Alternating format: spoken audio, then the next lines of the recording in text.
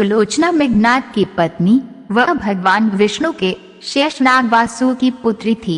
क्योंकि लक्ष्मण जी शेषनाग के ही अवतार थे, इसलिए वे सुलोचना के पिता वह मेघनाद के ससुर लगते थे।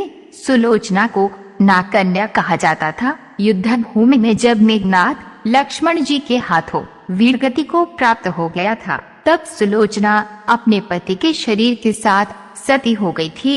एक कथा के अनुसार तीसरी बार युद्ध में जाते समय मेघनाद को यह ज्ञात हो गया था कि श्री राम व लक्ष्मण कोई साधारण मानव नहीं है, अपितु स्वयं नारायण का ही रूप है।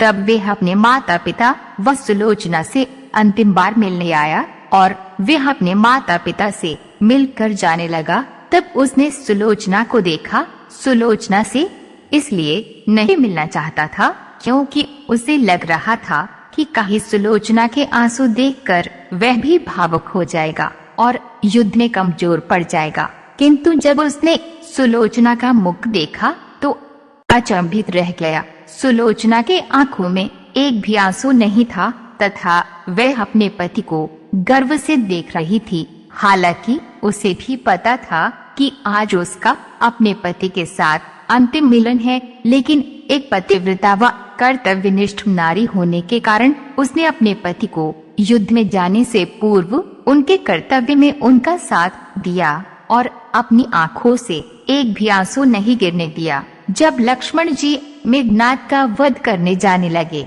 तब भगवान श्री राम ने लक्ष्मण से कहा, क्योंकि सुलोचना एक पतिव्रता नारी है, इसलिए मेघनाद का मस्तक भूमि पर न गिरे।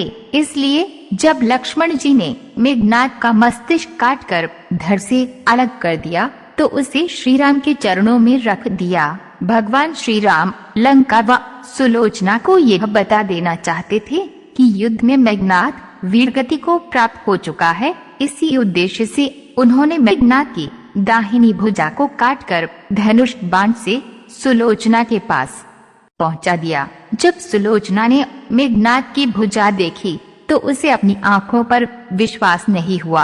उसने उस भुजा से युद्ध का सारा वृतांत लिखने को कहा। उसके बाद एक कलम की सहायता से मेघनाद की भुजा ने युद्ध में घटित हुई हर घटना का वृतांत सुलोचना को लिखकर बता दिया। इसके बाद सुलोचना अपने पति की भुजा लेकर रावण के पास पहुंची और उनसे अपने पति के साथ सती होने की आज्ञा मांगी। रावण ने उसे यह आज्ञा दे दी, किंतु पति के सिर के बिना वह सती नहीं हो सकती थी। इसलिए उसने रावण से मेघनाद के धड़ की मांग की, किंतु रावण ने शत्रु के सामने याचना करने से मना कर दिया। चूँकि राम एक मर्यादा पुरुषोत्तम पुरुष थे, उनकी सेना में ऐसे अनेक धर्मात्मा थे, इसलिए उसने सुलोचना को स्वयं श्री राम के पास जाकर मेघनाद का मस्तिष्क लेकर आने की आज्ञा दे दी। सुलोचना लंका नरेश से आज्ञा पाकर श्री राम की कुटिया की ओर प्रस्थान कर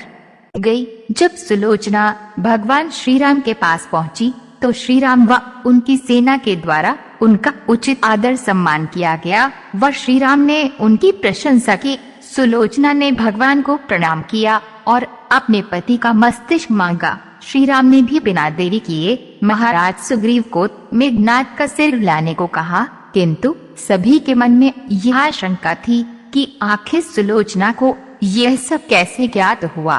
तब सुलोचना ने मेघनाद की भुजा के द्वारा उसे सब बता देने की बात बताई और यह सुनकर मुख्यतः वानर राजा सुग्रीव हतप्रभ थे और उन्होंने सुलोचना से मांग किया, यदि उसके पतिव्रत धर्म में इतनी शक्ति है तो वे इस कटे हुए धड़ को हंसा कर दिखाएं। यह सुनकर सुलोचना ने उस मस्तिष्क को अपने पतिव्रत धर्म की आज्ञा देकर उसे सबके सामने हंसने को कहा। इतना सुनते ही मेघनाद का कटा हुआ सिर जोर जोर से हंसने लगा और सब यह देखकर सब आश्चर्य में पड़ गए। किंतु भगवान श्री राम सुलोचना के स्वभाव व शक्ति से भली भांति परिचित थे। उन्होंने उस दिन युद्ध विराम की घोषणा की और लंका की सेना को अपने युवराज का अंतिम संस्कार करने को कहा, ताकि सुलोचना के सती होने में किसी प्रकार का रक्तपात न हो। इसलिए उस दिन कोई युद्ध नहीं हुआ था। अपने पति का कटा हुआ सिर लेकर सुलोचना लंका आ गई और समुद्र किनारे सभी मृत सैनिकों व मेघनाथ की अर्थी सजा गई।